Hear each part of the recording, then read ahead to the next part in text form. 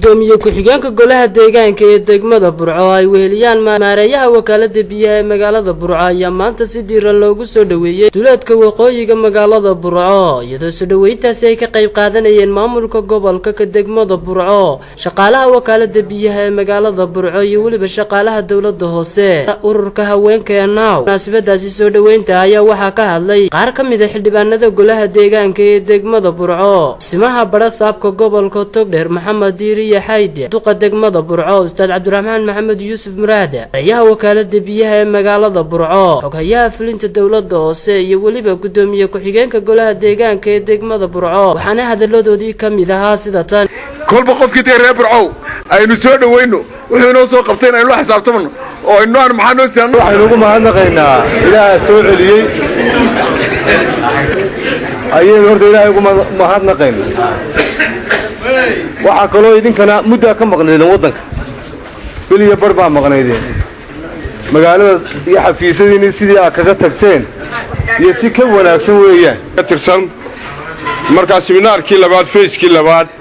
ayaa maayor ku-xigeenka iyo maareeyaha biyuhu inoogu maqnaayeen iyo dawladda hoose saxaafadda cuqaasha abwaanada ururada haweenka dhammaan dadweynaha halkan jooga ee nala soo dhaweeyey labada mas-uule maareeyaha wakaaladda biyaha iyo gudoomiye ku-xigeenka degmada ee aad nooga ajiibteen ee noola soo dhaweyseen labadan mas-uul baan idinka mahadnaqinaa degmo oo ku maqnaa safar dabadeed oo runtii muddo dheer kaga maqnaa ilaa eedhiimayna ka qayb galay inaynu la wada qaadanno farxadda soo dhaweynta ah waxaan aad iyo aad ugu mahadnaqayaa dadweynaha sharafta leh reer gobolka Togdheer hadday haween tahay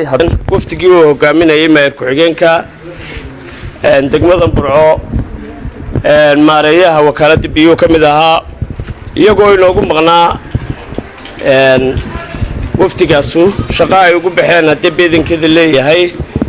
dalka dabadiisa dhammaan ummadii ka qayb gashay waxaan aad iyo aad baan u salaamayaa oo ugu soo dhaweynaya maaragtay bogaadinta iyo soo dhaweynta ay u sameeyeen maamulka talabaad gudoomiye iyo maareeye waxaan idinku soo dhaweynay magaaladiinii idin salaamayaa aad baan idin salaamayaa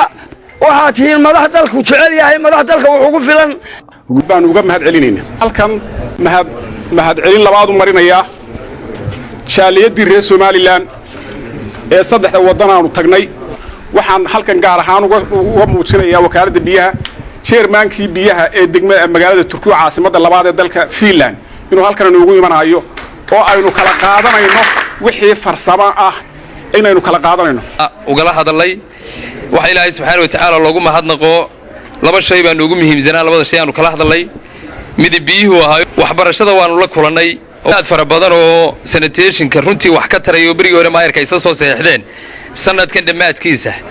afar cagaf oo waaweyn oo midna baldoosar tahay Adnaan Saciidige Miami telefishinka madaxa bannaan ee Bulsha TV magaalada Burco.